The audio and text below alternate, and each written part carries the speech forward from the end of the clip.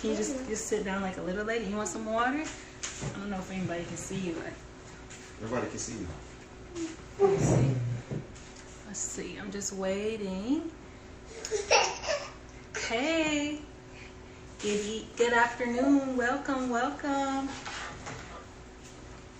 Hey everybody. Thanks for joining us. You're doing so well. I have my youngest daughter here for today's, my oldest daughter. I have her here. Hey. Okay, so let me go ahead and start this live. Okay. You have to be shy. So let me see. I am adding returning to natural to the live. Hi. Hey Shannon, how are you? I'm gonna turn up the volume so I can hear you good. 1 second. How are you guys? Good. How are y'all? Can you see Erin okay, or should I lower it? I can see her. Let me see. Can everybody see Erin okay? I think they're giving a thumbs up. So I have my little mini me here, but she's pretty short, so you probably can't see her. But today's live. Oh. Here, I'm gonna let you see her for a second. She's nervous. It's her first live. So today's live, we are here with Returning to Natural, and she's gonna show us. We're gonna talk about some kids hairstyling, some tips. And I'm Brandy Green. I'm the founder of Voice of Hair, and I brought my daughter because I struggle with styling hair, and Shannon does such an amazing job with her daughter, Erin. And so I was like, you gotta show us, and please help all us parents who are home with our kids right now. So in the meantime, as you're doing it, just let us know where you're tuning in from, or just say hello so we know who's here with us. And like I said, this is going to be super fun. Shannon is going to share clearly, what she does, but then I also have a little download that I'm going to put here in the comments, and then you can use that, and you can see what products Shannon uses to achieve some of these beautiful styles on herself and her daughter. But before I get started, I just want to introduce you properly to Shannon Foster and Erin, her beautiful daughter. So Shannon is a hairstylist in the Charlotte area. Yes, I'm in Indian Trail, North Carolina. Okay, and so make sure that you check out Shannon. She does amazing natural hairstyling, from twists to braided styles and just healthy hair care in general. So you can definitely be sure to follow her, and then follow our page, Voice of Hair, if you don't follow it. But Shannon, can you just give us a little bit of a insight as to what we're doing here today? So today we will be doing a 2-strand twisted style, and in combination we'll do some flat twists in the front, just to give you a combo of different ways that you can style it. I have already shampooed and deep conditioned her hair. Okay. And that's just to help with tangling, because she is tender-headed, and so you all know how it is with children. She's no different. And so I want to make sure that we get through this in the most professional way. But she may still have some tangles, because I did it on a warm blow dry. I didn't do a hot blowout, because I don't need her hair to be extremely bone straight, as if we were doing a flat iron style. We simply need it to be blown out to remove some of the tangles and to stretch her hair just a little bit. Got it. Okay. So my daughter, I'm going to try to prop her up here so that you can see her, but her hair is extremely thick. It's all the way. I don't know, do you believe in hair typing? I don't believe in them, but I do use them to explain, because a lot of people do follow them to kind of categorize their hair. So yes. You think she's type 4? 4 is coily, curly hair. So last night we tried. It was our first attempt at trying to blow dry her hair, and let me tell you, that took 2 hours. So that's okay. But I'm gonna go ahead, and Shannon, you can go ahead and get started. And then what I'll try to do is I'm going to be going through the comments, and in the meantime, let me put that link of the products that you said that you are using. And if you're just joining us, thank you all for joining. Shannon is going to be showing us just kind of how she does some natural hair styling. So I pinned like a little download that kind of walks through the styles. But in the meantime, Shannon, you can go ahead and get started. I'm going to lower my ring light. Okay, so can they see Erin okay? Yes, I can see Erin very well. Okay, so this is Erin's hair. We've shampooed it, we've deep conditioned it, and we have blow dried it. Today I used Naked shampoo and conditioner. We have lots of different staples that we love. Today I used Naked because she needed a stronger protein. And then we did a blowout. We did warm blow dry, not hot, you guys. And then I used a leave-in conditioner and a heat protectant to protect her hair from the heat. Even though it was warm, we are still manipulating her curls. Erin also has type 4 curls. She's 4BC.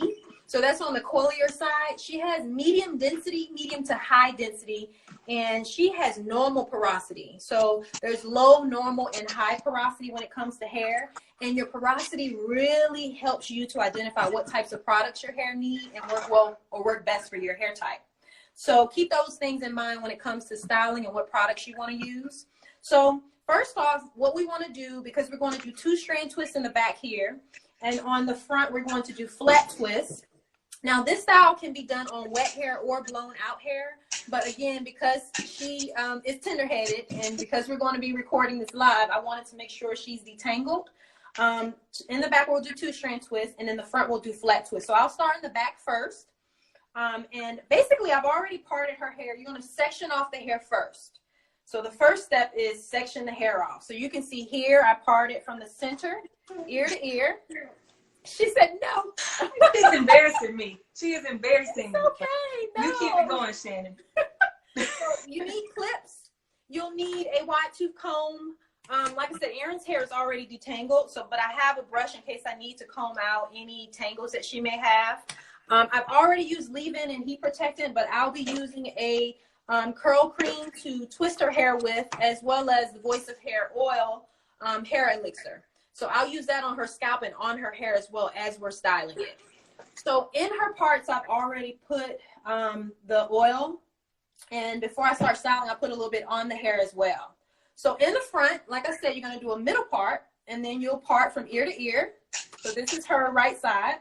And you're going to clip that part out of the way, like so. And what this does is just give you more control. Never work with the hair loose. If you don't have clips, use... Shannon, well, some people, can everybody hear Shannon talking? Because I can hear her, and then some people say they can't hear. If you can hear, can you just let us know? Because I want to make sure. Because Shannon, she drops like gems all day long, and I don't want to miss. Thank you. Okay, so I can see some thumbs up. Okay, so first we're going to clip the 2 front portions of the hair after we've parted them. So this side has been done as well. Can you all see that okay? We're going to pin this part up as well. Just do like a semi-bantu knot. You're going to get another clip and part that out and hold that out of the way. This is again for control. If you don't have clips, it's no big deal. Use you can use a ponytail holder, whatever you may have to hold the hair out of the way.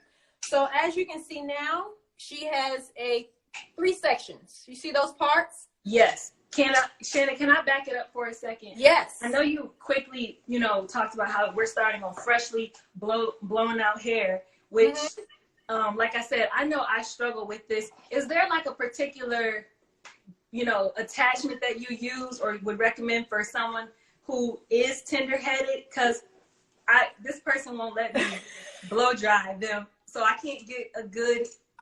or do you recommend doing it on wet hair if we can't get a blown up?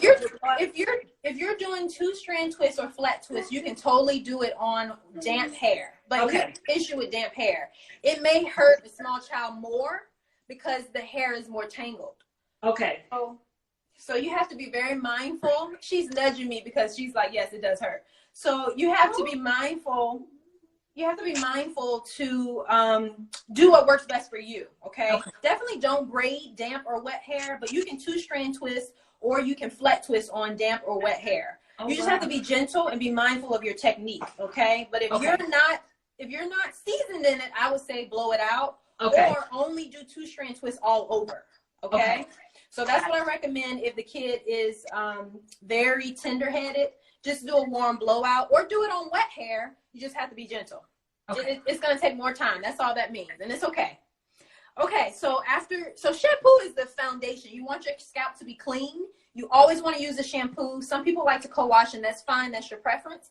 but as long as you are clarifying at some point, you do want to make sure you do use shampoo though. I use a sulfate-free shampoo. And so like I said, today we'll use Naked because she needed something with a little more higher intensity of protein.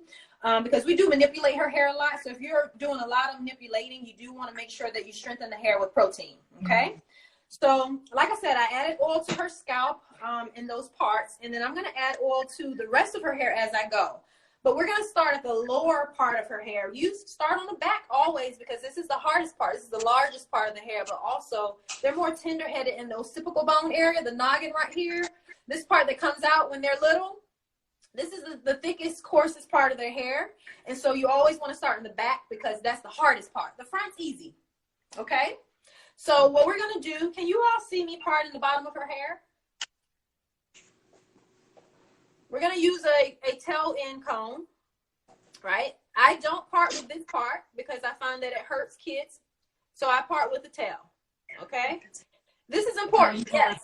Yes, that kind is fine as well. So use the end, the tail of the comb, and you're going to do a part from the lower bottom of the hair. You don't have to do them as small as I am, but I'm going to do them about medium-sized twists. Can you see the bottom of her hair? Can you all see that? Okay. Yes. All right. So we're going to pin this part up, get this part out of your way. Make sure it's straight. It's straight enough. It's 2-strand twist, so you won't be able to see her scalp. Now, if you have fine hair, you have to make sure those parts are very straight, right? Yes. You do not have to part. This is just what I choose to do. You don't have to blow dry the hair. Someone says that. That's absolutely true. You don't. I choose to keep the tangles down, and it makes it a little more stretched. So if we did this on curlier hair, her hair will be probably up to her shoulder, but today it's a little more stretched. Okay, so you have your part at the lower bottom. And in this section, I'm going to do, for time's sake, I'm going to do about 2 twists. You can do 3 if you have a larger neck at the bottom there, but I'm just going to do 2.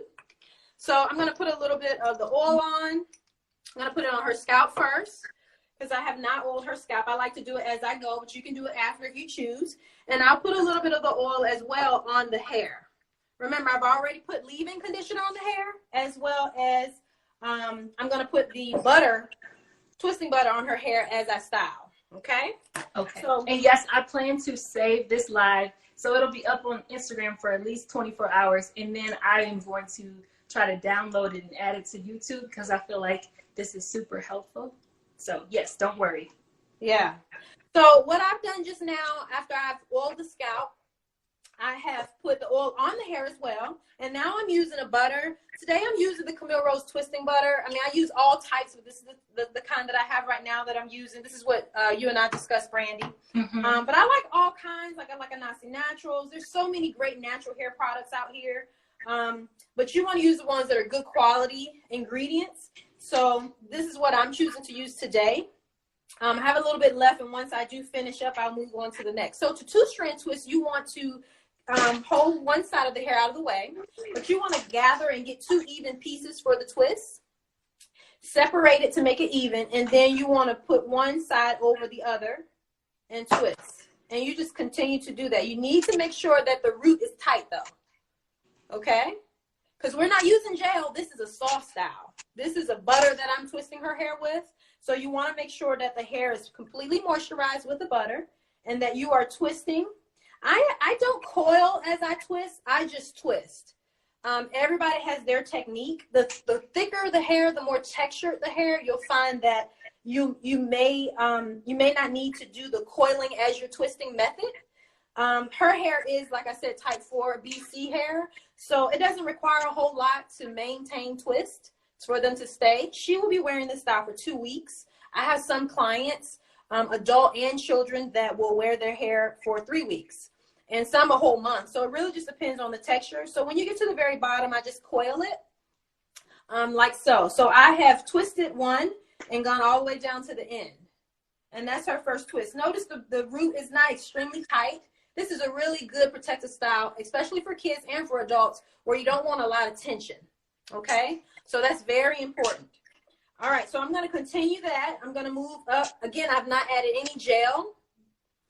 I've not added any gel, only butter and oil to her hair. Someone said you can use curl formers. You can. Curl formers are very expensive. They're like $70. But if that's what you use, if that's what you would like, that's totally fine. This is just the method that I've chosen to use. Also, you need a wide tooth comb. Yes, I've already discussed that with a wide tooth comb. I did comb her hair out already. I'm only using this tail end to part. Yeah. To detangle her hair, it was already combed out with a wide tooth comb. So that is very important. I actually have curl formers, and if you are like kind of new to this whole doing your own kids' hair, curl formers can be hard to do on your own hair, let alone on your child. So I don't know that it's like the most user-friendly tool, but it's definitely an option. I mean, there's so many things out there, but this. Oh, absolutely. You can shampoo and condition your child's hair the night before, and put it in twist, detangle twist with leave-in conditioner and oil, and the next morning style it. You do not have to blow dry the hair. Okay, like this is just what we've chosen to do. This is what I choose to do, but it's not a total. This is not what everyone has to do. Yeah. Blow drying the hair can be damaging if you're not doing it right. If you're not, if the hair is not healthy enough to handle the heat of the blow dryer, it can make the scalp dry if you're not prepping it properly. So if you're not into doing the right thing and your regimen is not up to par, I don't even recommend blow drying it. Definitely do it on wet hair. Now, if you're doing it on wet hair, you need to make sure you detangle properly, and you need to make sure that you are handling the hair with care, because hair is very fragile when wet and fragile when dry. So you want to be careful when it's wet and dry. Shannon, do you use a blow dryer, like the blow dryer comb, when you're blowing out her hair, or do you kind of just take a section and stretch it?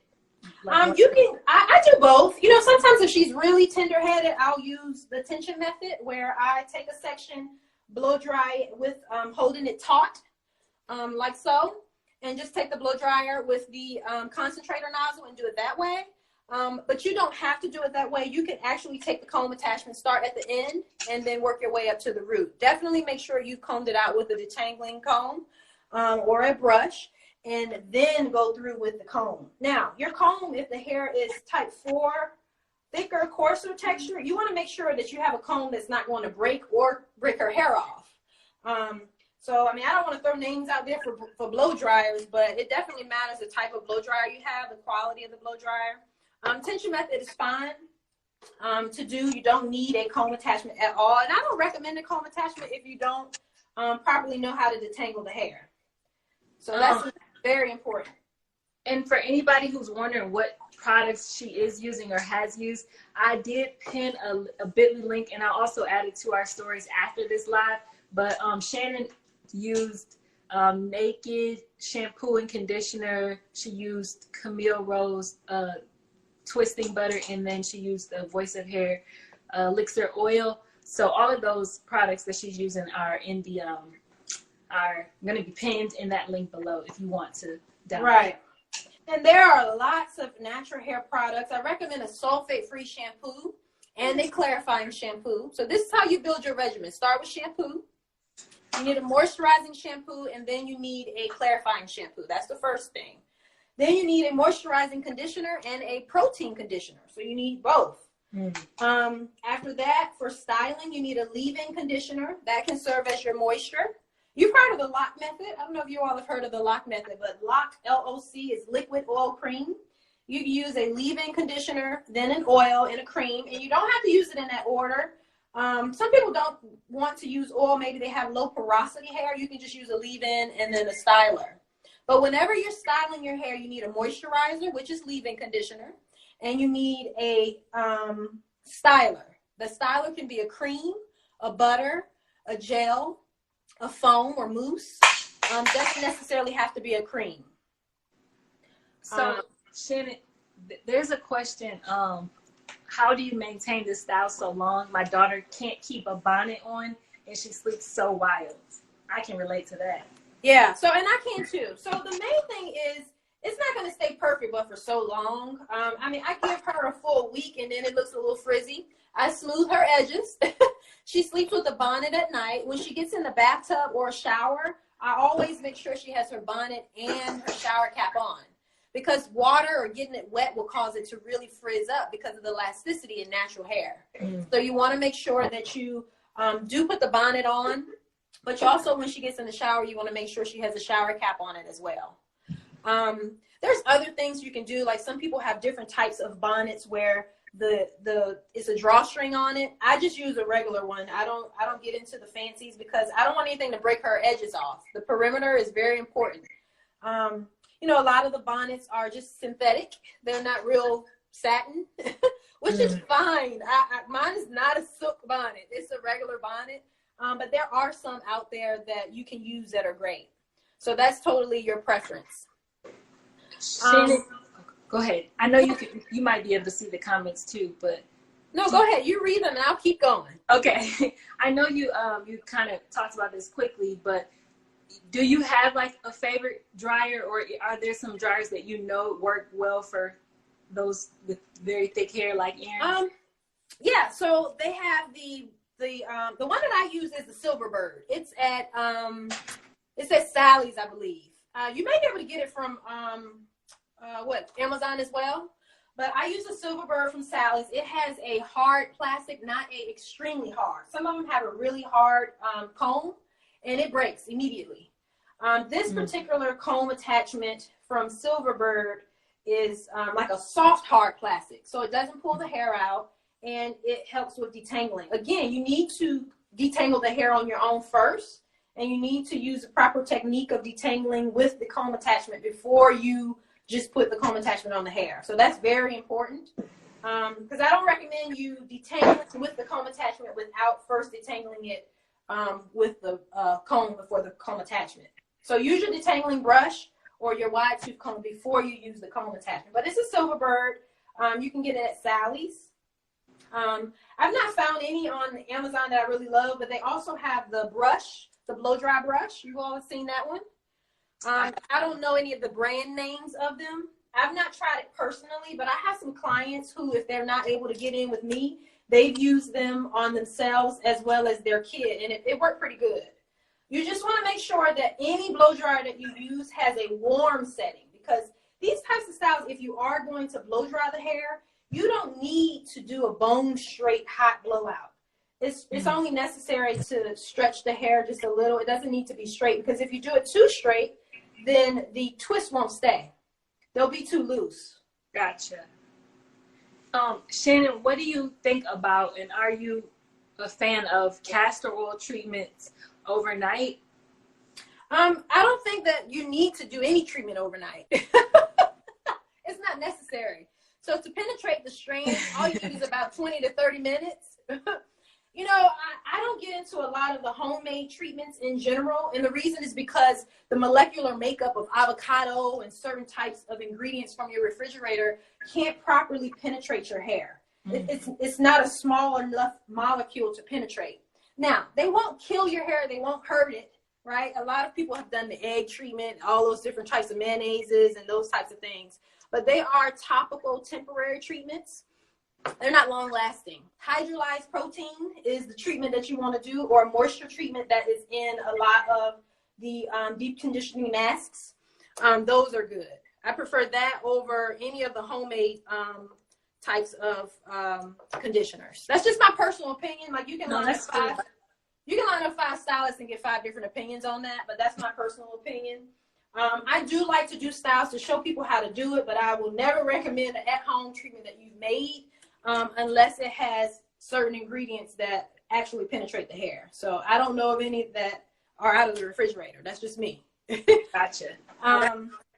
But I do like organic oils. I was reading the ingredients in your oil, the elixir, and I really like how you have a lot of the organic oils because, you know, a lot of times we're still using grease. Right. And hair grease is made of petroleum and mineral oils. Those oils, they are organic. However, they do nothing for your hair. Yeah. And so it's really important to make sure you're not using those still. And I know a lot of people still do. Yeah. So, you know, I can't tell anybody what to do with their hair, but I personally don't use it on my clients or on myself and my daughter. Now, Shannon, speaking of oils, do you use oil on Erin's hair in between shampoos? Like, so you said this will last 2 weeks, so will you add any oil to her hair in between now and then? Yes, that's a very good question. So in between, like I said, her hair is normal porosity, which means her hair will tend to dry up after probably 3 to 5 days. I'll have to re-moisturize and seal her hair. So I'll use a leave-in conditioner and water, and then I'll follow up with the oil to seal in the moisture. Okay, you said, so let me make sure I understand. After you said about 3 or 4 days, you'll spray some leave-in conditioner on her hair or cream? I'll do leave-in conditioner mixture. Like I put water and leave-in together to moisturize her hair. You can use a moisturizer, just a cream moisturizer, or you can use a leave-in conditioner. I prefer leave-in conditioner because it's not as heavy. And then you follow up with the oil. So you moisturize with leave-in conditioner or a moisturizer to hydrate the hair. And then you follow up with a leave-in or an oil. Awesome. Someone said, what are bad oils? I don't, if it's an organic oil, I won't say that it's bad. I mean, every hair type is different. Some hair loves castor oil. Others will say, what is that? Now I'm stringy. If it's fine hair, it may not like castor oil. So I won't say that they're bad, but what we mentioned was grease. Right. I don't prefer using grease because number one, it's heavy and so it can suffocate the follicle, but also it does nothing for the hair. It just kind of sits on top of the hair. It doesn't penetrate the hair. So I don't prefer grease. I've actually never used grease on Aaron, but I grew up on grease, using grease. So if you're using it and your hair does fine with it, that's fine.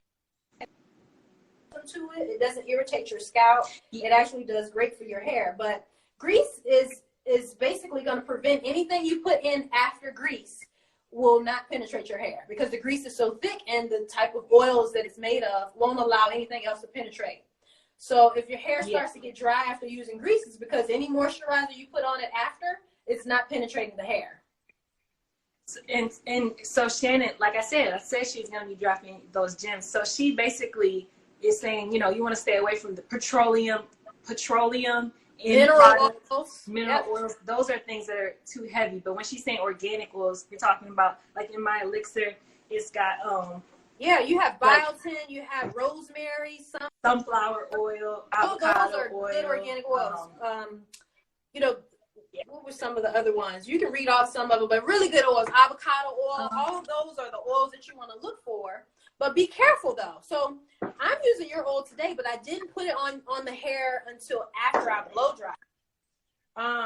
Because certain oils is a cooking oil, so it may not be okay to use it on flat iron hair. This is again my preference, okay? Right. Every stylist will be different. But I like coconut oil, for example. But if I'm using her hair, if it's gonna be flat iron, because I've only flat ironed her hair once. But if I iron her hair, I won't use coconut oil. And the reason is because it is a cooking oil. Olive oil is a cooking oil. So if you put those oils on your hair and then you flat iron it, what are you doing to your hair? Burning it. Yes. Basically. So you need to use a silicone oil for those types of styles. Shannon, I don't know if it's me. I don't know if it's just that's kind of with dry scalp. Yes. So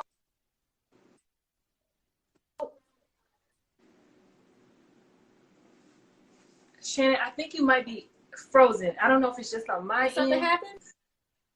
I think can you hear me okay? I can hear you now. It was going in and out just a little bit. Okay.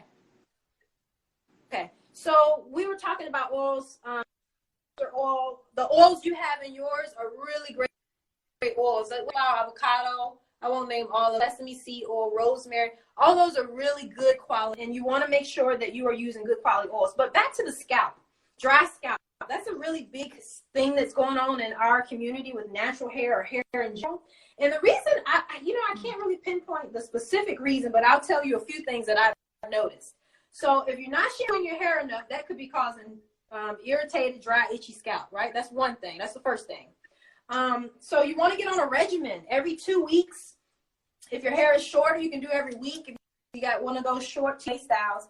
But if you're not shampooing your hair, if you're not cleansing your scalp, that creates buildup, which irritates the scalp, right? So your hair makes sebum, which is oil, right? So that oil can be underproduction, overproduction, or production, right? You can have oily skin, like I might be oily now, I have oily skin. which means my scalp may not need a lot of added oil to it. But if you're wearing a style like this, you do need to oil your scalp because it's exposed, right? But if you have dry scalp, underproduction of sebum, or something is causing your scalp to be dry, you want to make sure that you oil your scalp, in which case you want to use good quality oils, organic oils, these oils like the elixir here, because it will help to hydrate your scalp and prevent the dryness. And you may have to re-oil it every so often because basically the oils evaporate as you go out. Yes. And I just want to pause real quick. I know someone said they were having trouble getting the link. So if you aren't able to click on the link, if for some reason it's not working, which I do apologize, I'm going to add it to my stories right after we get done with the live. So just come back and you'll get the link. But it just has the links to where you can get the products that she used for the shampoo, conditioner, as well as the curling cream that she's using in my oil. And yes, someone said apple cider vinegar.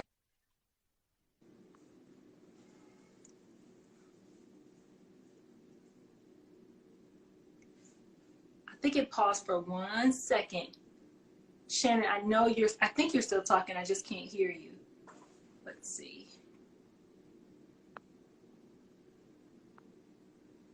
Shannon, say something for me.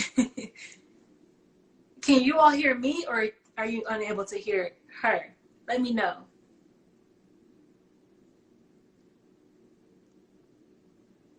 I can see you moving still, but I just don't hear anything. Do y'all hear me?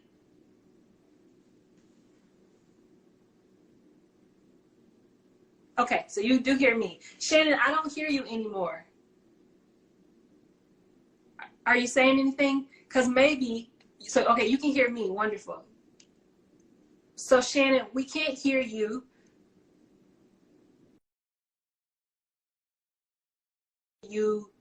Yeah, come right back. Okay, so Shannon's gonna come back. She's gonna answer all of the questions that were up above, and I'm gonna make sure we don't leave without getting your questions answered. But to answer the previous question, yes, we do ship the elixir to the UK, so that's not a problem. We answered the question about dry hair. Ooh, this is a good question. Miss Butterfly asked a question. She's saying her hair is dry, and she thinks it's because some of the products she uses contain coconut oil. But I want Shannon to answer that. But I do think that coconut oil is actually, it's okay. And it's actually the #1 used ingredient in hair products is coconut oil, believe it or not. And I know some people say, oh, I'm allergic to it. But maybe your hair just doesn't do well with just straight up coconut oil in it. And it might need to be mixed with other oils. In my hair elixir, I actually do have coconut oil. It's not the first ingredient, so it's not mostly coconut oil, but it's extremely moisturizing, and it's a really good sealant. So sometimes it just has to be used in combination with some other oils in order for your hair to receive it. But yes, and then also it depends on how you're using the product. If you are just, if your hair is maybe you've washed it like a week ago and you're just adding oil to it, well, yeah, your hair is going to feel dry because you're adding more oil, and oil alone cannot moisturize hair. It has to have water. And whether you apply that water through a leave-in, just straight up water first, but oil works really well as a sealant to seal in moisture. So that's just something to keep in mind. But I'm just waiting for Shannon to come back. Let me make sure. Oh, sorry. Here she goes. Okay. Okay, so Shannon is joining us. I'm giving her a second to connect. Hey, Shannon. Hi. Okay, you're back. Okay, so we were talking about what, oils? Yes, and I think someone mentioned about their hair being dry using coconut oil, and kind of what are your thoughts on coconut oil? Do you use it? Do you avoid it like the plague? I don't have a problem with coconut oils. I think if your hair is dry, it may be from maybe if you're not hydrating it enough. Mm-hmm. So when you shampoo your hair, you need to follow up with conditioner. That's a rinse out conditioner, not leave-in conditioner. You can't skip that step. Your hair needs to be properly deep conditioned with moisture and protein. So oil doesn't really dry your hair out, but if you add oil to dry hair, it's not going to add moisture. You're just adding adding oil on top of dry hair, it does nothing to it. There are some moisturizing oils like avocado oil or jojoba oil that help to moisturize the hair, but you should moisturize with first deep conditioning the hair with the proper moisture deep conditioner. And then you want to follow up when it's your style portion of your wash day. You want to add the leave-in conditioners. A water-based leave-in is really good because it adds that moisture to your hair, or a moisturizer, and then you follow up with oil. So that's what you want to do. If you have dry hair, it may not be your oil. It could just be the proper, like your regimen. Mm-hmm. You have to have a deep shampooed and deep conditioned hair in order for the oils to properly penetrate your hair, for any product to properly penetrate. If you are a co-washer and you rarely shampoo your hair is going to stop receiving all those good products that you're putting in it if you're not clarifying, removing that product buildup. So that's what I would say. A lot of people like apple cider vinegar instead of shampoo. Apple cider vinegar is fine if that's what you choose, but it can leave a film on the hair. So keep that in mind. It's not going to cleanse your hair. It doesn't have the proper ingredients to properly cleanse your hair the way that a shampoo would.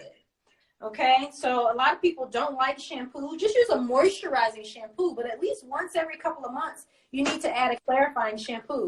Just get a good moisture conditioner afterwards so that your hair doesn't dry out. You don't have to use coconut oil. I like it. And actually, coconut oil and jojoba oil, I'll just add this, most mimic sebum that your hair makes. The oil that your hair makes naturally, coconut oil and jojoba oil mimic that oil mostly. So keep that in mind.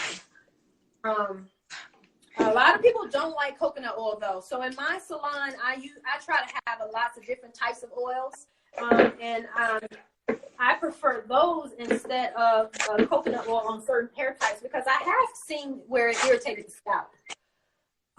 Just like tea tree oil, it has ingredients in it that kills the bacteria that causes dandruff, that eucalyptus tingling feel.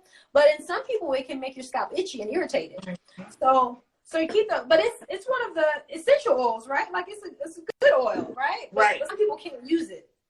So you really have to figure out what does well in your hair, because what works well on one person may not work so well on another. And that's important to keep in mind. You can see someone that uses coconut oil all day and they have no problem. And then you try to use it and it does nothing for your hair. So I've heard some people like to mix oils and it works better when you mix them. And then some can't mix oils. So if you have an irritated scalp, you have to find what works best for you. And the best way to do that is use an oil individually. Because if there's a mixture, you don't know which it may be a great mixture. Like this oil mixture here, the oil blend in your elixir is really, really good. And before I used it on myself, because I have passion twist and on my daughter, I made sure I looked at the ingredients. There's nothing in here that I feel like will hurt our scalp. And so I'm okay with using it. But if it had something in there, I would have to say, okay, Brenda, I don't know. Yeah. And I would find another way to use it. Because even if you can't use it directly on the scalp, it may work great on the hair. Right? Absolutely. So you have to figure out what works best for your hair type, because it'll vary for everyone. Aloe vera juice seems to be quite popular. What is your opinion? Aloe vera juice is good for moisturizing. I don't personally use it, but it is a good moisturizer. A lot of the looser curl patterns like aloe vera, because it's light in weight, the gel and the juice. And so that's just a preference. I've never used it. I bought some and then never used it. But it's not bad on the hair. It is one of those organic type of things that you can use on the hair for moisture. But again, you have to add some sort of lightweight oil for sealing in that moisture. So keep that in mind. And Shannon, somebody previously had asked a question about moisturizing conditioners. So like I said, I do have a link. I know some people have a challenging time getting access to those products, but in there, Shannon had mentioned what she used on Aaron's hair today, which was Naked by Essations. That's what she used today. But Shannon, do you have others that you recommend or really like? Yeah, I really love the Anasi Naturals line.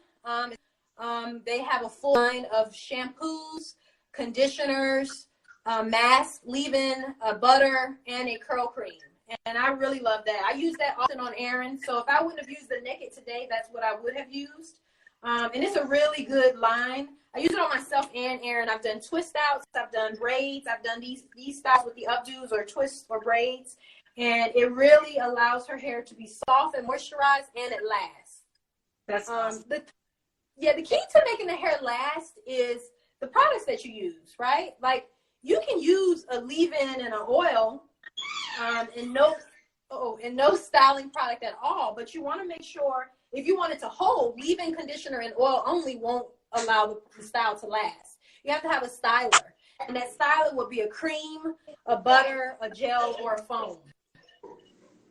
Sorry, you might hear some background noise.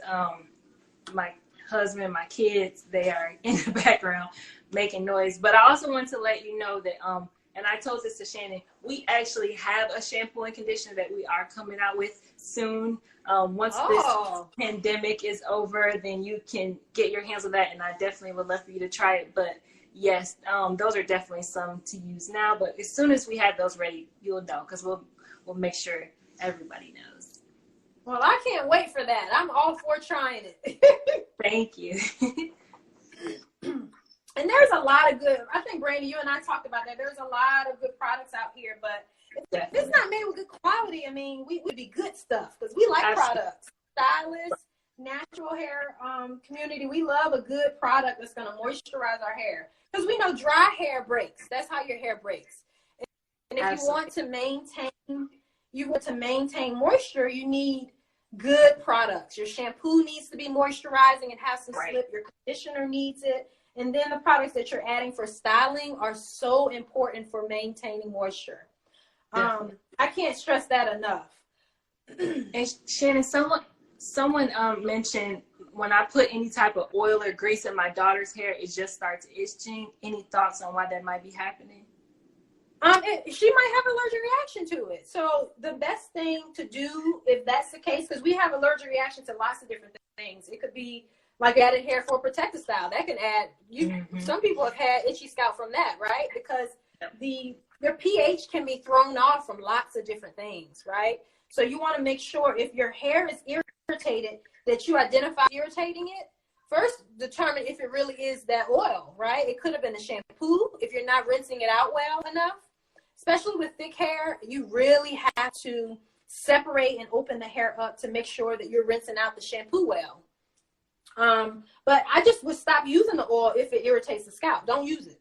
Don't put oil on the scalp at all if you're irritated to it. Just put it on the hair.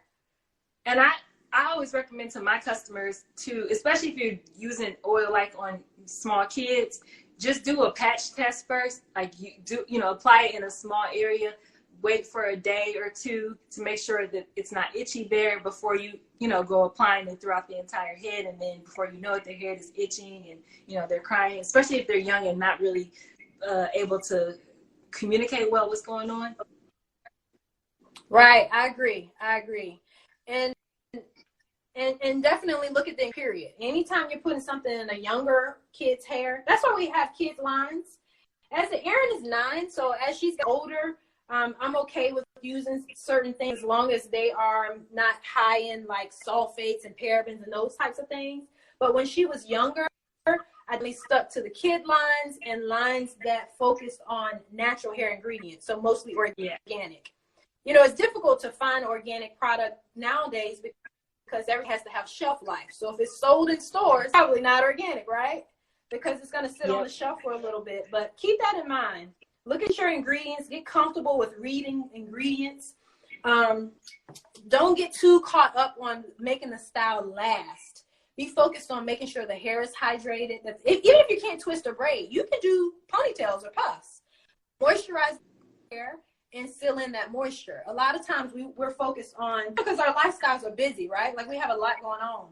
So we don't have time to be doing hair every single day. You don't have to do twists or ponytails, or you can do ponytails, 2-strand twist. But I find 2-strand twist is what hair to rest. You're not in it every day. And it lasts a little bit longer without all the tension. So that's what I would say about at some point I would love to be able to Yeah, Erin's hair is beautiful, and I would love to be able to try this on my own child's hair, but she was not cooperating. You will. Today, so. You will.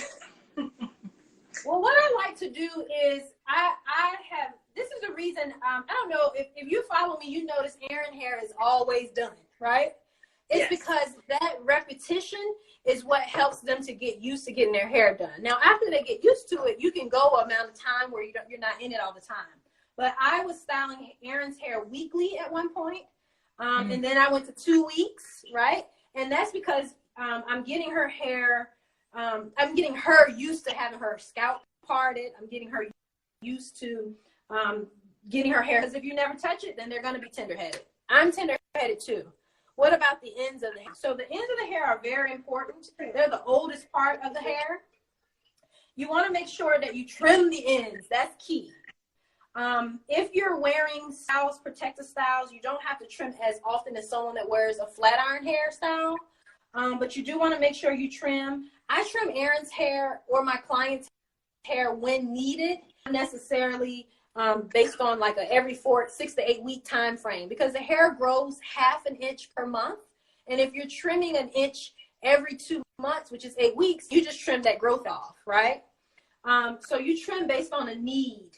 And so I think I've gone, this time I think I went 3 to 4 months, and I trimmed her hair today on blown out hair. So the most precise trim is on flat iron hair, like bone straight hair. But because she doesn't wear her hair flat iron, there's no need for me to flat iron it to do a trim, right? If I do too precise of a trim, then her 2-strand twist will unravel on the end because it's so blunt. Okay, so the ends are the oldest part of the hair. A strand of hair has a lifespan of about 7 years. And so when you are trying to maintain length and retain that length, you want to make sure you're not over trimming the hair because you're going to lose length over time. So a child that's 7 years old, of course the hair is continuing to grow out of the scalp. However, you want to make sure that you understand everybody's hair doesn't grow down their back. That's genetics, okay? Everybody's hair grows, and it's going to continue to do that. Definitely. And this is a good question, Shannon. How do you typically know when it's time to get your ends trimmed? Well, can you hear me, Shannon? I don't hear you talking, but I know you're there. Shannon?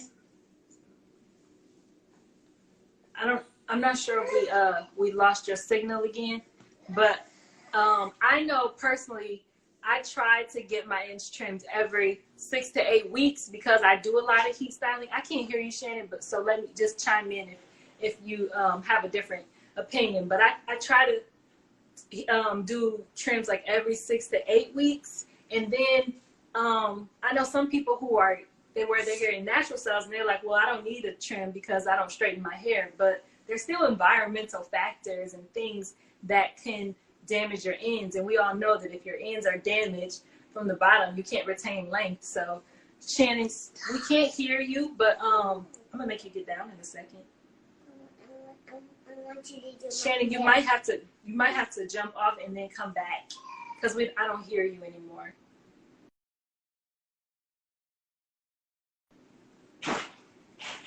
So my plan was, Shannon was teaching how to do Erin's hair, so I thought, oh, maybe I can also learn from Shannon and do my daughter's hair. But no, not today. She's gonna embarrass me and end up getting a spanking. No. Okay, here we go. Shannon's coming back, so I'm gonna add her.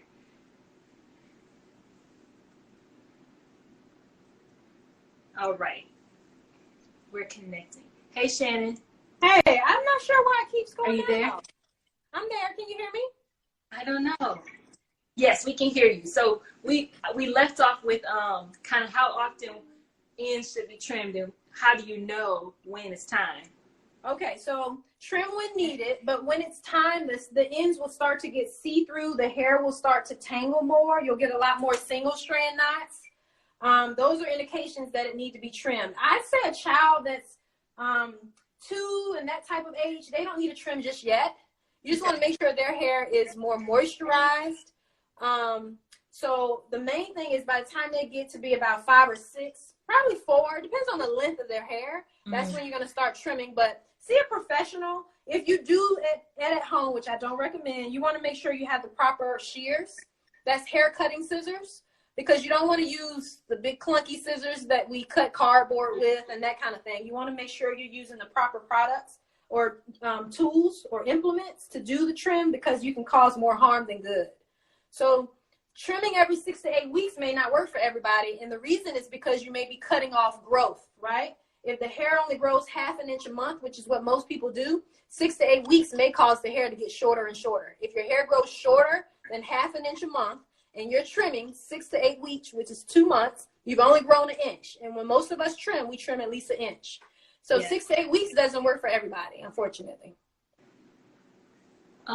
If you're wondering where Shannon, Shannon, are there storms in your area? Maybe that's why the signal could be fading, but.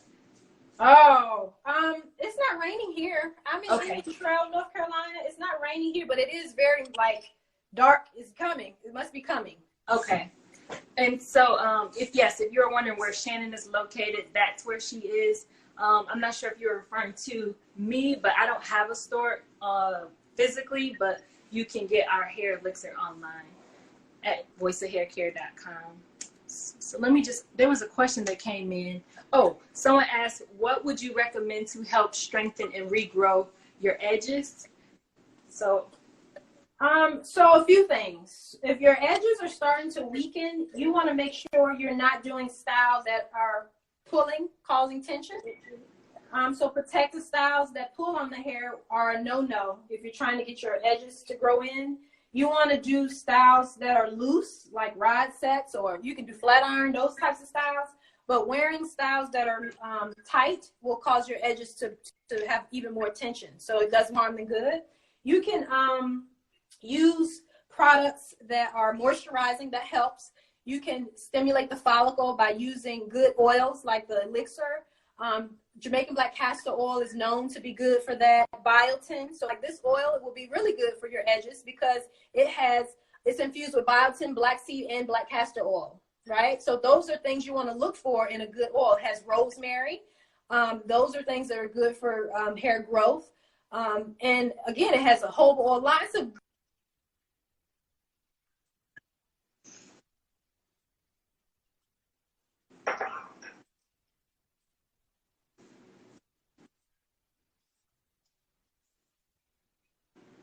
ends, tight braids. Not that you can't wear them, but you want to make sure you're not overdoing them. And this is for anybody, not just children. Someone said, what about older women? Anyone can follow these steps. This is not a child regimen per se. You just want to make sure that, you're not doing the hair too tight and that you're keeping it conditioned. Protein strengthens the hair, right? Someone said, how fast can I get your oil, Brandy? We will ship Monday through Friday. So right now we offer free shipping in the U.S. through the United States Postal Service. But if you want to pay for 2-day shipping, you can pay extra for that. But yes, we do offer free shipping. And so we ship out Mondays and, just depending on how fast the post office can get it there to you, but usually within 5 to 7 days people have it. And the other thing I want to say about strengthening your edges, obviously it depends on what's causing the hair loss. Like if you are on, sometimes medications that we're on can have an effect on our hair, and we can be experiencing thinning or hair loss. And so once you kind of get that in order, sometimes you can't stop taking the medication. So you want to make sure that you are still using a good healthy hair regimen, or you could have a vitamin deficiency, and so you want to make sure that you're checking in with your doctor to make sure your blood work is in order, and getting a good multivitamin if that's what it takes, or supplement. And the other thing is when it comes to regrowing your hair and really getting that hair to grow back, scalp massages are extremely important. So you do need to help stimulate the hair follicles. So the oils that you use are super important, but also the activity of stimulating your scalp. So you have to, you know, take that time, like every day, or I'm sorry, not every day, but like maybe 3 times a week, a couple times a week, and just making sure you're rubbing it in that area, not too hard, but like, you know, 60 seconds. And that is what actually makes hair grow. It's the stimulation of the blood flow to the follicles, not just the products that we use. Right. I agree. So let me see. Thank you. The follicle can go dormant, and so it no longer grows. So you want to make sure that you're treating it well with cleansing it, and then, like you said, stimulating that follicle with scalp massages. Yes. So someone said age 2 is a great age to start healthy hair care regimen. Definitely. I mean, I think healthy hair regimens start from birth. Like babies have crater cap, right? Like their scalp is itchy and irritated. So, you know, the first thing we go to is that baby shampoo, right? We don't want to do that because that's what I think causes the itchy, irritated scalp, right? From the very beginning. So you want to make sure that, I think as a child, organic products are the best. But even as the kid gets older, you want to make sure that you're using good ingredients because, you know, Erin's never had any irritated scalp. Neither have I. The only time I think I had itchy scalp was when I was getting my hair flat ironed and blow dried every 2 weeks. And my hair used to blow in the wind. It was gorgeous. But my scalp was irritated. And the crazy thing was, you know, whenever I told my stylist, she just said, you know, see a dermatologist. Maybe I'm not drinking enough water. But in actuality, I think it was maybe something that was being put on it. It could have been the shampoo. It could have been the heat lasting on it every 2 weeks. You really have to figure out what's causing it because, you know, you've heard of growing dandruff. There's a stigma that there's growing dandruff. People have growing dandruff, right? Oh, yeah. I used to hear that. Everyone's scalp is not growing dandruff that has dandruff. It could be something that's causing it. So you want to make sure that you are identifying what the cause is. It may not be the coconut oil. It could be your shampoo. It may not be the oil or the shampoo. It could be that protective style that you wear because it's so convenient for you, right? Extension hair can sit in warehouses and vans for months, right? And then we put it on our hair. It could have dust mites. It could have lots of other things. We've heard of the film on extension hair, and that film can create an irritated scalp. It throws our pH off, and so if your pH in your entire body is off, then it can cause irritation. Your scalp will respond to that. A lot of people have used apple cider vinegar to rinse off extension hair, but that's the same reason some people still have the irritation even after rinsing the hair off. So everybody's scalp is different. Is there a baby hair care brand that you recommend? When Erin was a baby, I used the Shea Moisture baby line, but I also used Jane Carter. And I use Kinky Curly. So it's a very mild shampoo. It has a shampoo and then it goes straight to a leave-in. And so that's what I used when Erin was a baby, but I use the Jane Carter line. Someone asked what oil I recommend. No, I don't recommend those other brands. I recommend my own. Exactly. Which is the Voice of Hair. I don't know what those other people are using. I can just tell you what's in mine. And if you go to our website, you can see the 25 ingredients that we have in there. I'm very transparent. You're going to have to get down. See how it is, like working from home. Kids want to embarrass you on the live. But no, I mean, listen, it's so many great products out there. So I'm not here to bash any product. And that's why we're doing this Salon Quarantine thing where I'm asking Shannon to share with us, like, you know, what's your regimen? Because I just want everybody to be able to have what they need to maintain their hair, especially since we can't get to the salons. However, I can't vouch for anybody else's product but my own because I know what's in it. Right. Someone did ask a question like, is it okay to wash their hair twice a week and do wash and goes? What do you think about that, Shannon? I wouldn't shampoo it that often. That's just my personal preference. But I mean, if your hair needs to be cleansed, by all means do it, right? If you have product buildup, maybe you're low porosity and you're doing a lot of wash and goes, yes, cleanse your hair. But if you're having to do it that often, it may be drying to your hair if you're using shampoo once or twice a week. Like multiple times out of the week with shampoo can be harsh. So, you know, if you're doing it that often, maybe your hair is short, then you can do a co-wash. with cleansing shampoo or cleansing conditioners, you can use that instead. I'm personally not a fan of it co-wash because my hair is thick, mine and Aaron's, and my clients have thick hair. So co-washing doesn't work well for us because it'll cause a lot of heaviness weighed down on the hair.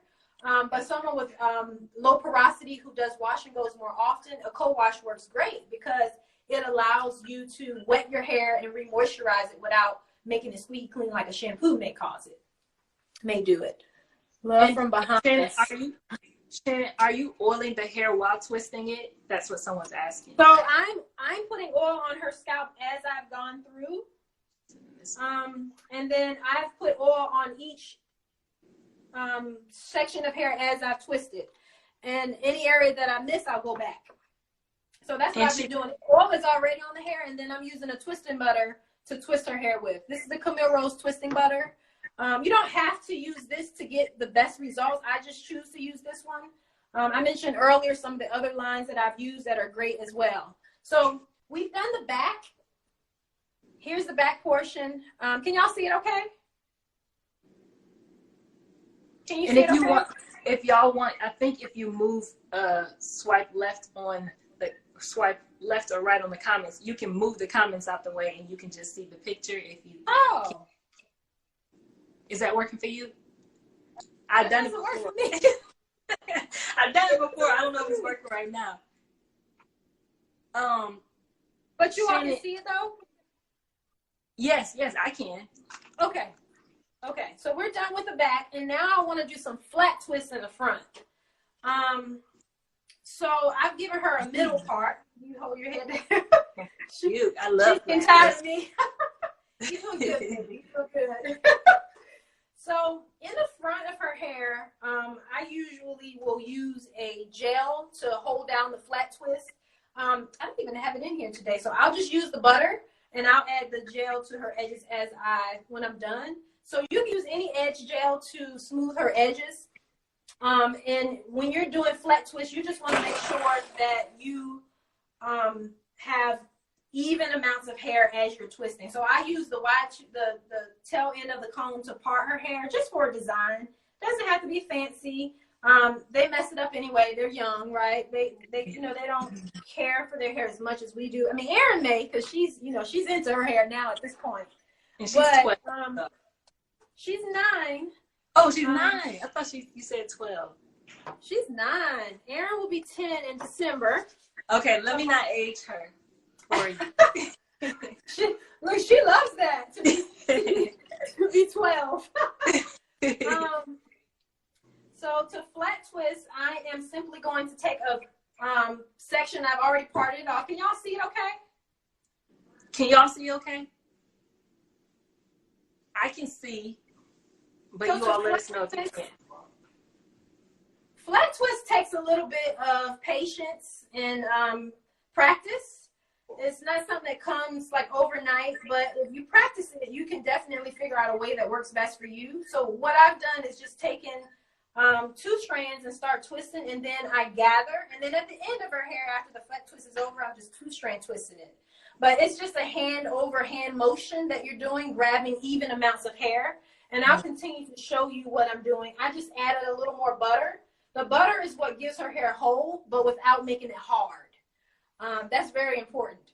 I don't like hard hair. That's just me. But you can use other things instead of a butter, like a cream or, a foam. Foam's really good, but I find that foam is not as moisturizing over time as a cream or butter. So that's why I choose butter instead of a foam. Some hair textures work great with foam, and some people just prefer foam over butter. Maybe their hair is a looser texture and they find that the butter is too heavy. So I'll use a cream or a foam with them instead. You can also use gel, like I mentioned earlier. So again, I'm going to add the moisturizer to her hair, which is the Camille Rose Twisting Butter. I added the elixir earlier, but I'll add some more to her scalp. So we're going to add the elixir to her scalp. This is going to keep her scalp from drying out since it's exposed to the air. We're going to add a little bit more on the hair because you want to moisturize and then you want to seal. And then because I don't have my edge gel in here, I'm just going to put a little more on the base of her hair, just at the root there. And that's going to help to maintain the style. again, because I don't have the gel, I may be redoing this. So I might pay for this later by not having that gel in here, but I don't want to have to go get it. So any edge gel will work. It doesn't have to be any specific type, but you want to make sure you use an edge gel that doesn't flake, because they're going to wear this style for at least 2 weeks, right? So if you're using a gel that flakes, I find that it's flaking. To get rid of flakes, you just add a little water, right? Like if you're using, I don't know, Eco Styler gel, maybe you use that. You can add a little bit of that to her in the morning to keep it nice and sleek. But as you can see, you don't necessarily have to have gel to get a nice twist. I've used no gel. I'm only using the butter. But again, I might pay for this. So a way that you can prevent this soft twist from messing up, you can take some foam after I'm done, and I can put that on top. You've seen graders do it on videos. I've seen them do that. Yeah, so you can do that. I don't get in the habit of doing that often because, again, some foams have alcohol in it. It can be drying, right? You want to make sure you're not doing anything that's drying the hair. You want it to stay moisturized. That's the key. Moisturized hair, hydrated hair is hair that flourishes. Dry hair breaks. So I'm not doing any particular design. I'm just pretty much just doing a middle part. And I don't know if some new people are on. I use the tail end of the comb. Her hair is already detangled. I do not comb with this. And I am making sure I'm mindful of her hairline. That's very important. So I changed the direction just a little bit because of her hairline here. Again, I'm going to add the elixir to her scalp and to her hair. I love, Brittany, by the way, how you have this nozzle here. This is great. Thank you. The little curve, so you can add it easily to the areas. Mm-hmm. So I'm going to put a little bit on my hands as well to put on the hair. And I like this order because it helps to keep sealing the moisture that I'm putting on her hair. So you moisturize and then you seal. Right. So you do the cream and then the oil. Yes. And then sometimes I add more oil or more cream. Right? Just you feel the hair and see what it needs. And that's what helps. I'm done. I'm gonna go back and add more. I'm gonna add more edge control on the front of her hair. So to flat twist, you're gonna take. Some people like to separate the hair in the front right there. I don't, because it leaves that separation in the front of her hair, and I don't like that. So I just make sure the hair is properly detangled. Let me move this out of the way. And I start at the very front of the hair. Can you see it okay? And I'm turning on my light because I have on a light and I want to make sure. I'm trying to see, but I think everybody can see okay. There's a lot of questions that came in, Shannon, but I know you want to explain what you're doing.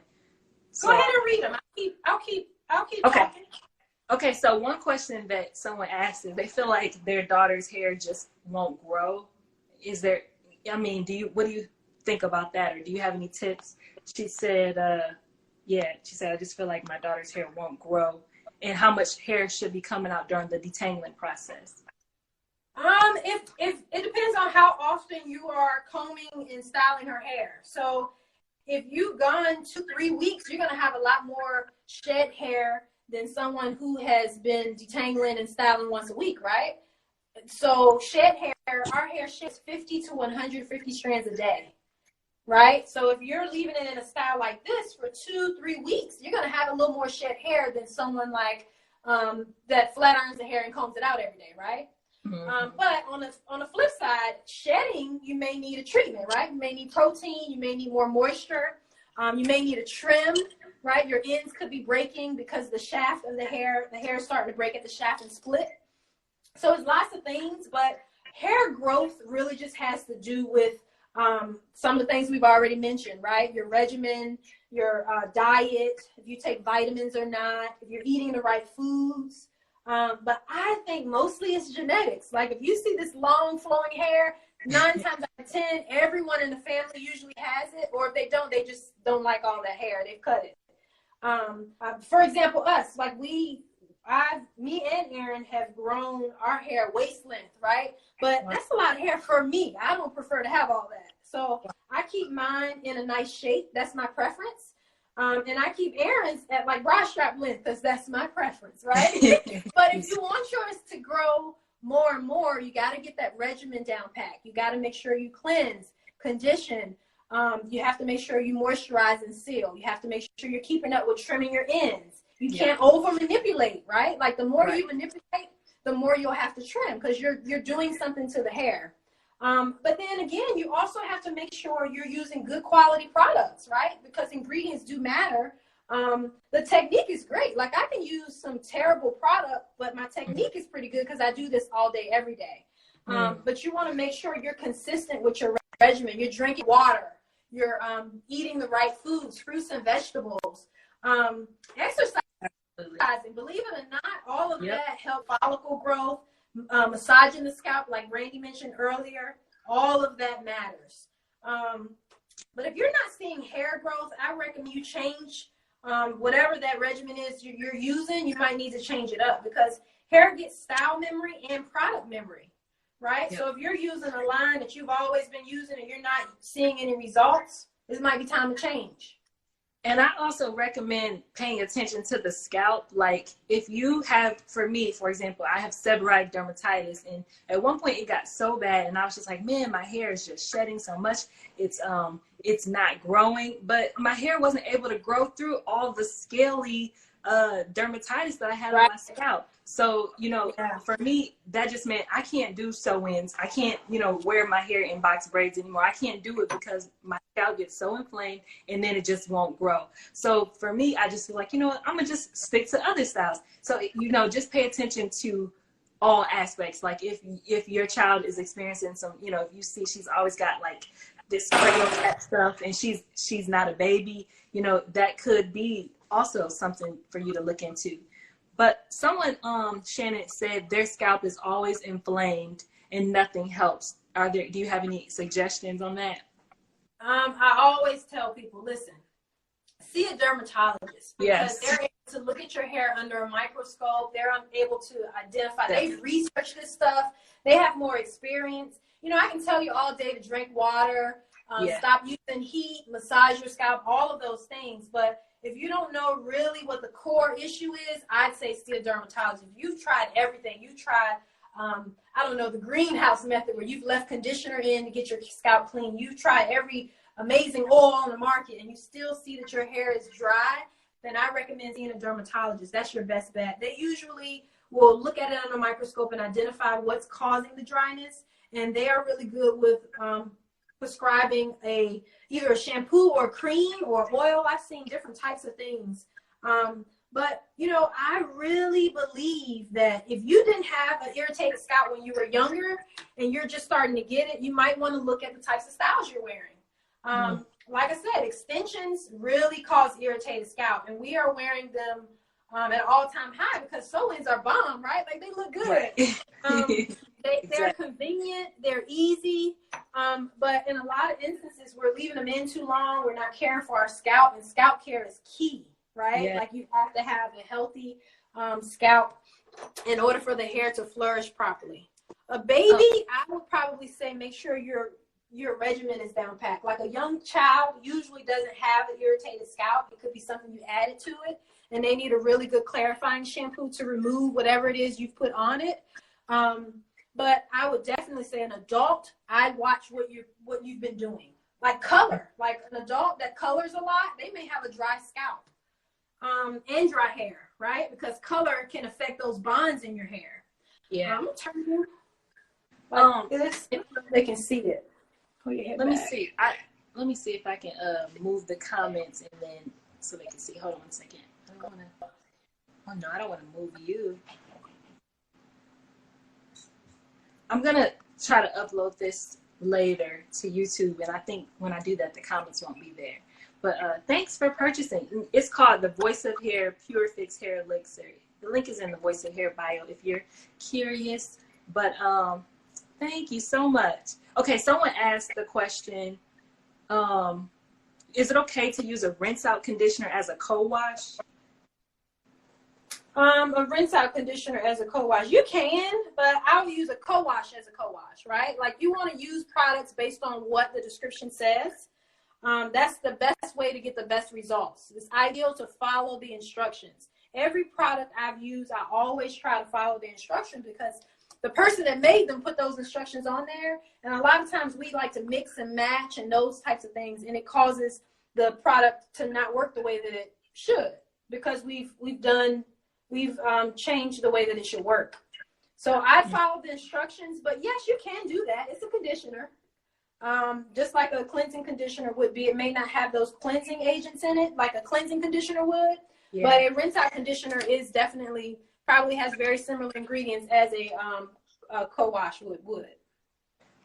So someone commented and said that their daughter's hair was very coarse, so they relaxed it. Don't judge, but do you have any tips on how to moisturize and keep her hair moisturized and grow the hair? The same way. No judgment at all. I used to get relaxers, no problem. And I still have some clients that come to me. They get the what's the straightening system? I forget the name of it, but they get that keratin. They get that one, and then there's another one. Keratin treatment might be that one. But anyway, relaxed hair is a little more fragile in that if you take a piece of relaxed hair and pop it, it will pop. It will break it because the bonds have been weakened. The main thing with relaxed hair is, it's straight. So you can't really pop it unless you're being harsh with it. I would say stay away from heat with relaxers. If you have a relaxer and you're flat ironing, that is just like a double whammy. You should do more roller sets. But if you have relaxer on a kid, child hair, I would just say shampoo it, condition it, do your protein treatments. If you don't really have a schedule with those, probably once every 3 months or so. You want to over treat it, but it depends on the porosity of the hair. But also you want to make sure that you're keeping those ends trimmed, you're handling with care. All of those things will help with maintaining relaxed hair. If you want to sleep with a bonnet, because the pillowcase, that cotton will dry the hair out severely. And a lot of times with relaxed hair, you'll notice right in this occipital bone area, that's the area where we start the relaxer here. I do relaxers as well. I just don't share it. But because I'm returning to natural, that kind of, but I don't discriminate, because I believe if you have dense, thick hair, your hair can stand a relaxer. I used to get it and my hair was very, very long. So if you have dense, thick hair, your hair can keep up with the rate in which the relaxer breaks down, because your hair grows faster than the relaxer can break it down. But if you have fine hair, I will never put a relaxer in someone with fine hair, but high density, coarse hair, I will. But basically a relaxer is very similar in the care, except you have to do more protein treatments and you have to moisturize it. And you want to make, you don't use as much oil because the cuticle is laying flat, because it's flat, it's relaxed, but you do want to make sure you treat it and you keep it moisturized. And Shannon, when you could talk about keeping your hair moisturized and sealing in that moisture, in terms of like oil, I know what I recommend to people, but how often do you recommend to like put oil on your hair? It depends on your style. It depends on your style. So with Erin, a natural style, twist out, braid out, any of those types of styles, you can do it like a few times out of the week, right? Like if I did her hair today's Sunday, it depending on how her hair looks, I'll do it again on Wednesday, right? But if it looks okay, then I'll wait till next Sunday. There's no like rhyme or reason. You just need to do what your hair needs, right? Like if her ends start to look dry, I'm going to spray it with some leave-in conditioner, and I'm going to seal it with some more of that oil. I don't like to mix oils though. So if I use oil, if I'm using a Voice of Hair elixir today, I'm not going to add another oil, right? That could irritate her scalp, right? And I don't want to do that. So I'll stick to this oil. And that's a lot of times what people do. They're mixing and matching and doing all these different things. And that could cause the irritation. Keep in mind, if black hair reflects light differently. It's going to look shiny. Because I get this a lot. The hair is not dry if it's brown, right? It could be dry, but it could just be that it's brown hair and not black hair. I get that question a lot. So if your child or you have that, like that dusty brown hair, I hate to say dusty because that sounds negative, right? Yeah, but that's what people say. They say their hair always looks dry. Yeah. If you have light in your hair, maybe you put some copper color or it's brown naturally, or if your child has brown hair, be mindful that it could be moisturized. It's just not reflecting light the way that black hair does. So it's not going to look as shiny because it's brown. but you moisturize the same way and seal it with oil. It just may not reflect the same way. Shine has to do with how light reflects. Because people associate moisturize with shine. Absolutely. That's a really, really good tip. And somebody mentioned, they said their hair started to bald in the middle. What can be the cause? So if you are experiencing, and I'll let Shannon give her 2 cents as well, but if your hair is starting to bald, I don't know your age, but it could be so many things. It could be female pattern baldness, which is extremely common, especially women as they get, like, I would say over 40, you know, probably like, 40 and to 60, 70 sometimes. Like, you know, a lot of women will start to experience female pattern baldness.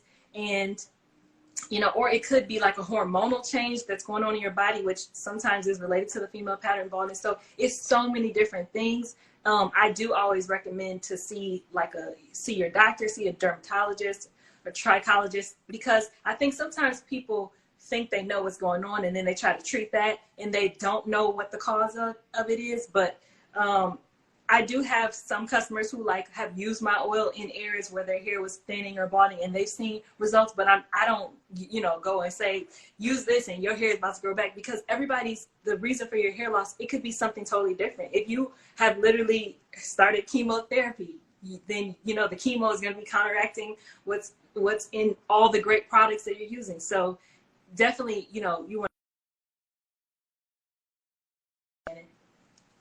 Oh, I think Shannon just got knocked off, but I'm sure she's going to come right back. So let me wait for her to come back on. I know she was having her signal was fading in and out. But I hope that answers your question. But definitely see your doctor about that. I'm going to, some of these questions, like one question here. What is your perspective on oiling the scalp? I think, so you can see that Shannon is actually using the elixir, our Voice of Hair elixir, on Erin's hair, and then she's still twisting the hair and adding a little bit of oil in it, because she said that she wants to keep this in for 2 weeks. So she wants to try to seal that moisture in. But here she's coming back, and I'll let her give her own opinion. And thank y'all for joining us. I know okay, Shannon, you back.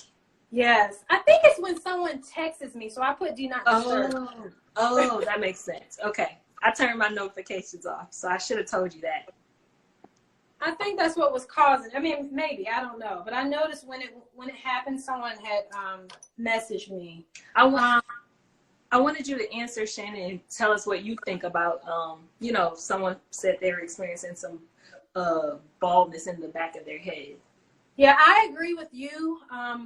Definitely some sort of issue with what you were talking about, the female pattern genetic balding, but also the styles we're wearing. Like if you constantly wear a bun in that area, if you're wearing sew-ins, because that area is thicker and more fragile. If you're doing a lot of wigs where the follicle is being suffocated by that wig most of the day, it's important to change up your style. So sometimes you may see me with a twist style. Sometimes I wear this. It's good to change it up, because the hair will start to be pulled in certain areas too much, or parting in the same area. All of that will cause some sort of balding.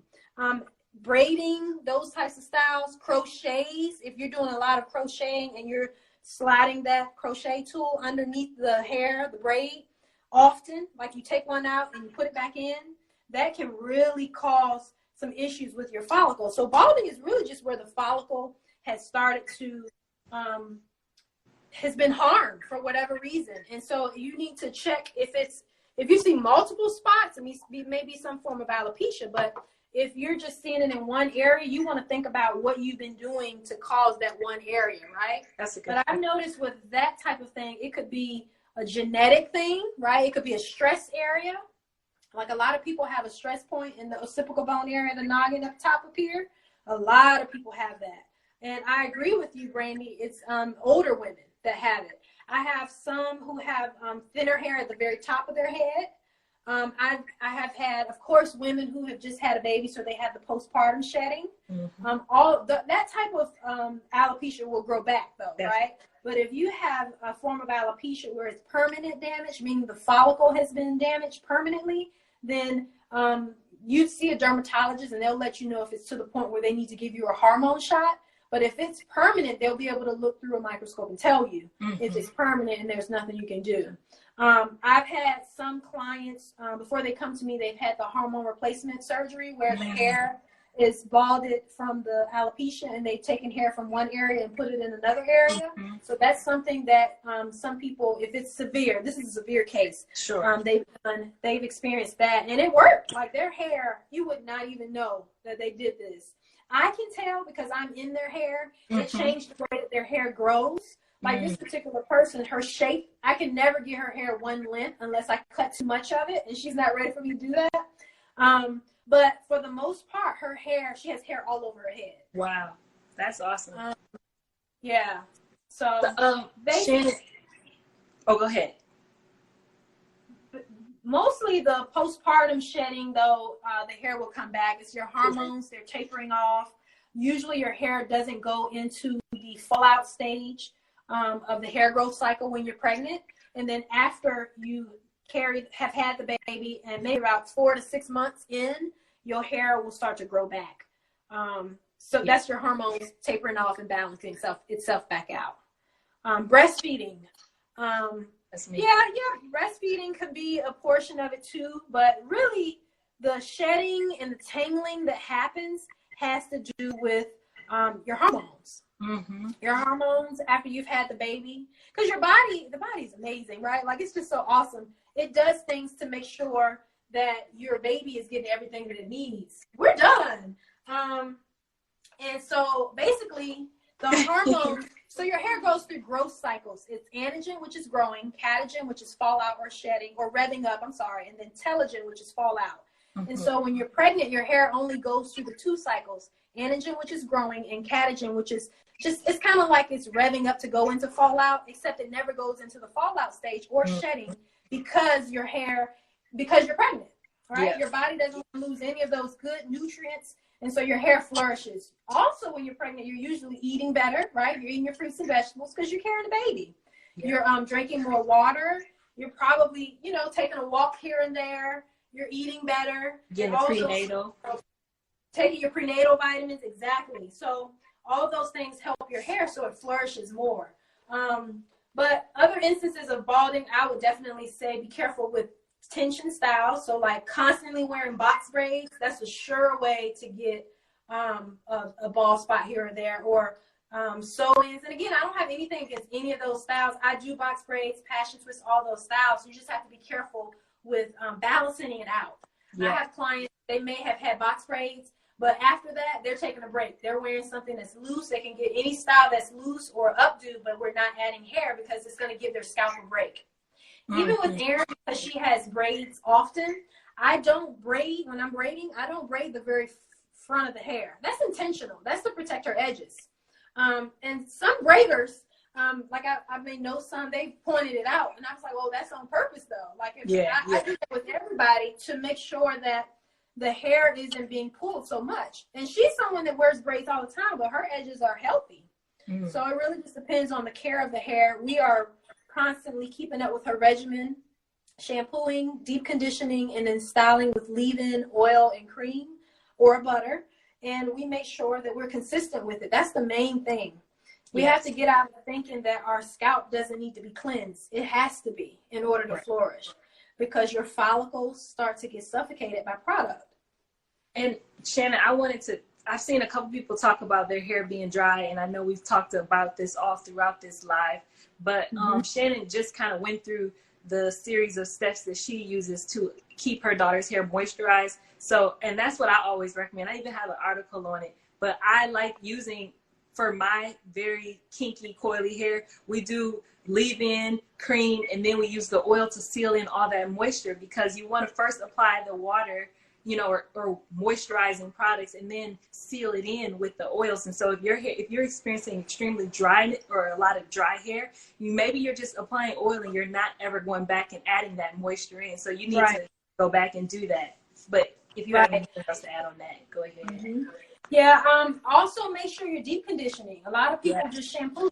They don't deep condition at all. Maybe we're in a rush. Maybe we're just not having enough time to do it, or just don't think it's important. But conditioner matters. The shampoo and the conditioner comes as a pair for a reason. So it balances your pH, right? They come as a pair because they work better together to balance your pH. pH of healthy hair is 4.5 to 5.5. And so if you get thrown off, then your scalp is going to not respond properly and your hair is not going to flourish properly. So you want to make sure you shampoo your hair, but also condition it, right? You want to make sure your conditioners have moisture and protein balance, because if your hair is too much moisture and not enough protein, then you can easily break the hair, right? Yeah. But if it has enough protein, then it's strong and it can withstand the different styles that you're doing in your hair. So you want to make sure you have a balance of both. But also when it comes to styling, like Randy mentioned, you want to make sure you can do LCO or LOC. That's the liquid, the oil, and the cream. And it doesn't have to be cream. You can use butter. You can use gel. So some people, low porosity hair, or looser curls or low porosity, they usually like to do wash and go. So you use the leave-in and the oil. Leave-in and a gel or a foam. And then you can follow it with oil if you choose a lightweight one to break the cast. And some people choose not to use oil at all. That's your preference, because sometimes the styler could have oil in it, right? So keep that in mind too. Popular. What's your opinion? I don't do a lot of wash and goes on myself or on Erin, but I don't have a problem with Eco Styler gel. I use it only if if I don't have my edge gel, and I'll do her edges with it. I'm not an edge person. Like my edges are not me too. I don't get into edges. I'm natural. My husband says I'm happy to be nappy. I'm like, I guess I am. But for her, because her hair starts to frizz a little bit, I do like in the morning, like to keep her edges nice and sleek. So I may add edge control or Eco Styler gel. I don't have a problem with it. I've used the argan one. I've used the olive oil one. It's okay. I've used the wet line extreme gel. So there's lots of gels that work just fine. I know there's a YouTube or something that came out on Eco Styler gel that kind of gave it a bad reputation, but you'll be surprised with some of the ingredients that you've already used. It's not Eco Styler gel that's pulling out edges, I promise. Yeah. So that's my personal opinion, though. That's my opinion. And Shannon, how often do you recommend that people deep condition, and then deep condition with protein? Deep conditioning, I recommend doing it every time you shampoo, right? Like if you have coarse natural hair, like type 4, high density, and it's coarse, tightly curled hair, you need to deep condition more often than someone with a looser, wavier curl. So a looser curl. So let me go back. Deep conditioning is allowing the conditioner to penetrate the hair. You're conditioning really if you're using a regular washout conditioner. You need a deep conditioning treatment or mask to properly hydrate or protein treat the hair. So that's very important. You can put a regular conditioner on it and sit on the dryer. Sure, it is infused into the hair a little bit better. Right. If you have low porosity, you can steam the hair if you have low porosity, or you can sit on the dryer air. Really? But mainly, deep conditioning is just allowing the conditioner to penetrate the hair. If you have normal or high porosity, you don't have to sit under the dryer because the cuticle is already slightly lifted or highly lifted. You can put a processing cap on and walk around the house for maybe 30 minutes. If you sit under a dryer, that helps, maybe 15 to 20 minutes. Low porosity hair may not need the infusion of that conditioner as often because it doesn't have holes that a high porosity does. Protein fills in the gaps, the gaps that normal and high porosity hair has, whereas low porosity may not need it as much, but we all need protein to strengthen our hair. Protein is what our hair is made up of, keratin. Right. And so over time, manipulation causes our hair to be dry and to not be as hydrated as it needs to be. So deep conditioning helps with moisture and protein. And I recommend it every shampoo. That's my personal opinion. Yeah. But everybody doesn't want to do it that often. So at least once a month. At least once a month, if you just need a time period, once a month. And Erin, I'm sorry, I keep calling you Erin. Sorry, I keep looking at her. Okay. Shannon, have you ever heard of like this rice water treatment, and I know it's obviously protein that's added to the hair. What do you think about it? Because some people swear that like rice water, using this every, shampoo is going to grow your hair like super fast. And I've seen the videos and I've tried it myself. So I know it's protein. What are your thoughts on that? So I don't think it does anything. I've had a client who asked if they could bring in the fermented rice. She had jasmine rice, if you care. And it just smelled really bad. And in their hair kind of hard because it is a form of protein. But ultimately, like I mentioned earlier, it doesn't properly infuse into the hairs. The molecular makeup doesn't infuse into the hair properly. It's a topical treatment, temporary. It's fine to do. But if you overdo it, you'll find that your hair is really dry and brittle. So if you do it, make sure you follow up with moisture for your conditioning session. So it's like a protein treatment. It's all it is. Strong hair is healthy hair, but strong hair that's over protein treated can break because it's hard and brittle. Yeah. So be mindful of that. You don't want to over moisturize. So some people leave conditioner in overnight. There's such thing as hydro fatigue. Your hair can be it can make it mushy. People that co-wash a lot may experience this. Low porosity hair may experience this. You need balance. Everything is balanced. So I don't have anything against rice water, but I don't personally think it makes your hair grow. I know you said, it's important to watch the styling of your child's hair to make sure it stays healthy. Do you give Erin's hair a break in between the protective styles, or do you always keep her in, flat twists, braids, or some sort of protective style? Most of the time she'll have a style, but I do a bun sometimes. I've done 2 buns. She's flat ironed it. But if she's in school, usually she'll have a style like this. I alternate from braids or flat twists. 2-strand twist is like her version of having it loose. So she loves it when it's loose and has some out. But she's in gymnastics, so most of the time she is wearing her hair up. If it's not braided, it's in a bun. But I don't let her sleep in a bun. So that's the thing, because buns can pull on your edges and their bonnets come off. And so I take it out and redo it. I don't do a whole lot of manipulation. I just spray it down with water and leave-in, and I smooth it up into the bun. So I'm not recombing it every day, but it can be a lot on the hair if it is out. So most of the time it's like this, but I do give her a break, yes. Her break is when she's wearing 2-strand twists. Got you. Yeah, because twists are loose. Like these twists, they're not tight as a braid would be. And even in the back, these twists, you see that there's space there. There's give. So it's not tight. This is actually a really good protective style for adults and children. Yeah. I know some adults aren't ready for this type of style. But I do my hair like this. I have lots of clients that do theirs like this. And I always get lots of compliments. So it's really, where you are in your journey, if you prefer to wear styles like this as an adult versus a child. But I think adults and children can wear it. And their hair, I promise you, will be more healthy. It will start to get thicker. Even if you have fine hair, you'll find that your hair is thicker. It's more pliable. It's more healthy. You have to trim less. All of my clients have noticed significant growth and length retention because they've been wearing these types of styles. And so, Shannon, I know we've been on for a while, but I'm going to ask you 2 more questions because I don't think that the questions are going to stop coming in. And at some point, we got to go. I got to cook dinner at some point today. Right. So, but, Shannon, what do you think? Someone has asked about honey a couple of times. She wants to know, are products with honey in them good for the hair? I know it's a natural humectant, but what do you think? Yeah, it's just a humectant. Yeah, so it's good for moisturizing the hair. It's not bad, but it's a good ingredient. I don't have anything against honey. I think there's quite a few products that have it in there. So it's a common humectant that's in a lot of products because our hair needs to humectants for moisture. Just like glycerin. Glycerin is another in a lot of products. I'm mindful of certain products with glycerin because when you step outside in the summer, your hair just goes poof. So if you're wearing a style like Brandy has today, or a twist style, or a rod set, any of those types of styles, you have to be careful with products with a lot of glycerin in it or humectants because it causes the hair to puff.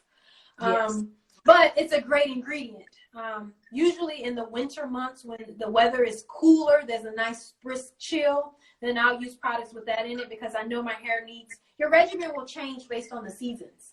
So you want to keep it nice and moisturized with products that aid to doing that during the seasons. Okay, so many questions keep coming in. Quickly, okay.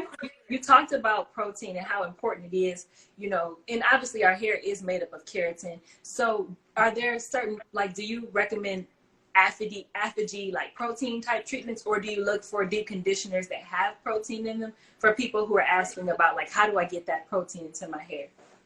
Yeah, that's a good question. So there is this thing where we need these strong protein treatments. So there's different versions of protein treatments, and that's just based on where the hydrolyzed protein is in the ingredients. So you don't necessarily need a strong ApHogee-like treatment if your hair is not significantly damaged.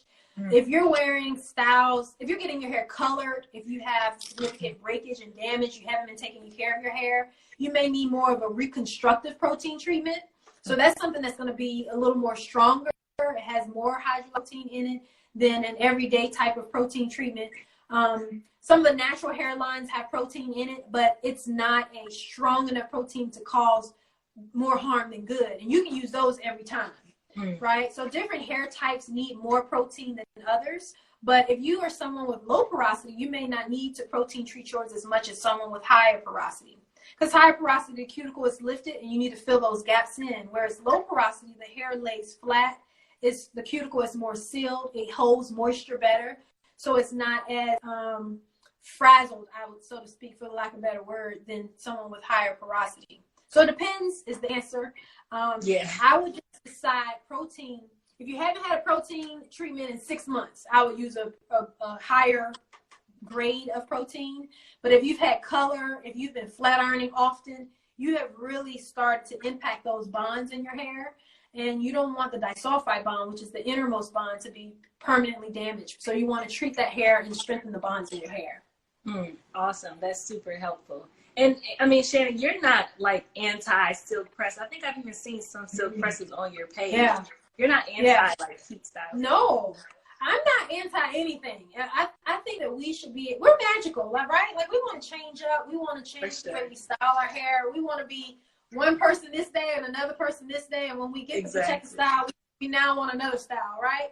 So I am so for wearing your hair however you choose to wear it, as long as it's healthy. So I think there's nothing wrong with the sew-in if you can find someone who does it in a way that helps to protect your hair. They know how to prep your hair before putting it in. They know how to tell you no when it's time to take it out and take a break. The problem is when people start to do styles that are harmful and they just consistently continue to do them. Yeah. Use the protective styles like box braids, passion twist, sew-ins for convenience, right? To protect your hair for a period of time and then take it out. The problem is we use it as a security blanket. We love it because it's beautiful and we never want to take it out. Yeah. But you should definitely try to give your hair a breather. Wear your hair. See how well you treat it by doing that protective style. See the length that it's grown to. Just give it a break and then go back to the protective style. Like do it seasonally. If it's summer, you're going on vacation, maybe you want to get a protective style. If you haven't had your sew-in in a while, maybe you want to try it. If it's, I don't know, maybe you're on a fun trip and you just don't have time to restyle your hair all the time and you didn't put a protective style in, maybe you can take your wig and change it up. You can be Madonna one day and another person the next. I think wear your hair how you want to wear it, but definitely be mindful of what it can do. All it takes is one time for heat damage with the flat iron style. So I personally don't recommend doing it at home, but I know that people do. So here's what I would say about the ones that do flat iron their hair at home. Be mindful of the temperature, right? Hair burns at 450 degrees. But even with temperatures lower than 450 degrees, if the hair is not healthy, meaning you don't have a consistent regimen, you're not protecting your hair, you're not doing your protein treatments, your ends are severely damaged, flat ironing that type of hair or putting a protective style on that type of hair will cause more harm than good. So it really just depends on the current state of the hair, how often you're doing it. But all it takes is one time for heat damage. You can use the wrong heat protectant. Like you may put coconut oil on and think that's protecting it, but coconut oil is a cooking oil, so you just fried your hair. That's such good advice. And so, Shannon, this has been really helpful. I know that people still have a ton of questions and people are trying navigate this whole, quarantine situation. But maybe we could do this again, because I don't think that there's a lack of, interest in what you're sharing. So this has been really helpful. And I know that some people, if you join late, I do have a link pinned at the bottom. I'm not sure if you're able to open it, but I'm going to add it. I'll add it at the end of this so that you all can get access to it and just see the products that Shannon used today, so that you can, try to recreate this on your own. But yeah. But the main thing is shampoo, so cleanse the scalp, condition the hair, and then style using a leave-in and oil product. That's the main thing. Trim your ends when needed, not on schedule. If you're having to trim every 8 weeks, then your style that you're wearing may be causing you to have to trim that often. And that could be causing your lymph retention issues, quite frankly. Yes. Well, I have enjoyed this. I've learned a lot, and I know everyone else has as well. So I will stay connected with Shannon. We'll do this again. Erin, your hair is so gorgeous. So you're blessed to have such an amazing mommy. Keep your hair healthy and beautiful all the time. So thank y'all so much. And thank you all for joining and just engaging with us. This was so fun. This was. Thank you for having me. You're welcome. So we'll see you soon. And I'm going to add this link to my stories as soon as we get done here. Okay, thank you. Okay. Have a good one. Bye. Thanks, everyone.